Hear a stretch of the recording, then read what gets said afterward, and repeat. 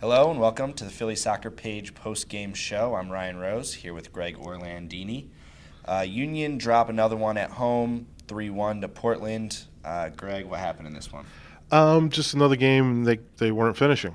It really comes down to that. They're creating chances, which is good. It's just that cutting edge really isn't there right now. And I think just something at some point they're just unlucky. I mean, they've hit posts and just missed shots like just by the barest amount, and you know, uh, but they're creating. They're just not finishing, and that's a problem. That's something that the coaching staff's got to work on. I don't know if it's a mentality thing, it's a tactical thing, but they just because if a couple of those early chances go in, we're talking about a completely different game. Yeah, definitely not finishing those chances on the front foot, and then on the back foot, a couple of costly mistakes by our center backs at times, a few unlucky Yeah, situations. Portland was playing the break, and they played it really well, I thought, and they were looking to exploit those things. And talk about taking chances. They had three or four chances, scored on three of them, and they're walking out of here with 3 points now. Yeah, definitely.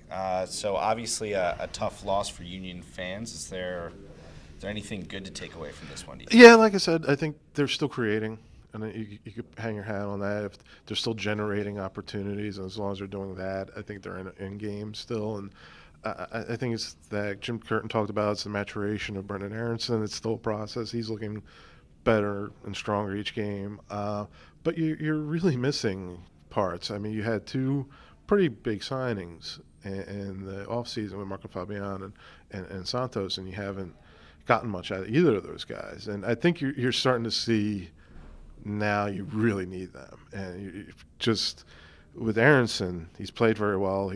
We've seen what he can do, but he just gets out there and gets kicked. He's getting kicked around a little bit. Where Marco Fabian, he gets some of those calls that Aronson's not getting right now, just because he's got the respect, he's international, all that.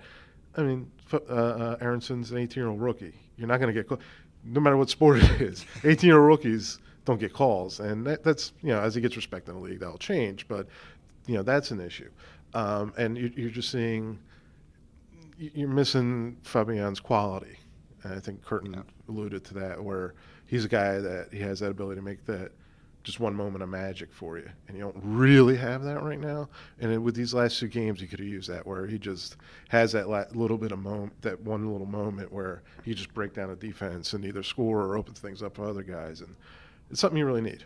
Yeah, definitely. And it's been exciting to see what they can do without Fabian in these Mm-hmm. last few weeks. I think it's going to be even more exciting to see what they can do with him whenever that is. That's the thing. They've really built up a nice cushion for themselves with this start. Even though they dropped the 4 points in the last couple weeks, they've had this really good start. They're in first place. They have this Yeah. cushion for So themselves that you don't feel like you need to rush Fabian back. Like if they were sitting on 2-3 wins, and it's like, okay, he's not 100%, but we got to throw him out there because we got to start kind of gaining ground. Where they have a little bit of luxury where they can. And there's nothing that Jim alluded to. You don't want to peak in May. You right. want to have these guys ready to go in August, September, October when you're going into the playoffs. So then let me ask you, because you just referenced it. We have the Union sitting on all these wins. They were on a 6-game unbeaten streak. Right.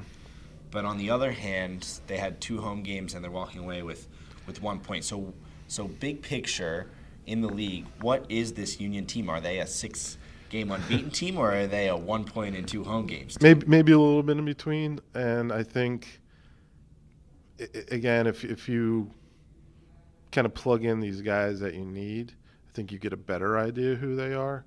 I lean closer to that they're to the 6-game unbeaten streak because I think they have quality. I think Jim Curtin shown more of himself this year than any other year in his ability to kind of change tactics and move things around, get a lot out of his players. So for me, I think they're closer to that 6-game unbeaten team because I think they have confidence in themselves. I think they have confidence in their ability. Jim's got confidence in his players. So I lean more towards the positive, which is kind of crazy when you think about it. But yeah, definitely more to the positive. And again, you have Santos and Fabian waiting to really contribute, and that's going to change a lot of things. Yeah, well, we'll definitely see in the coming weeks. Hopefully, at least with Marco Fabian, Mm-hmm. and assumedly continue to see it with Sergio Santos. Mm-hmm. Next up, the Union face Colorado on Wednesday. That does it for us. Thanks. Thanks.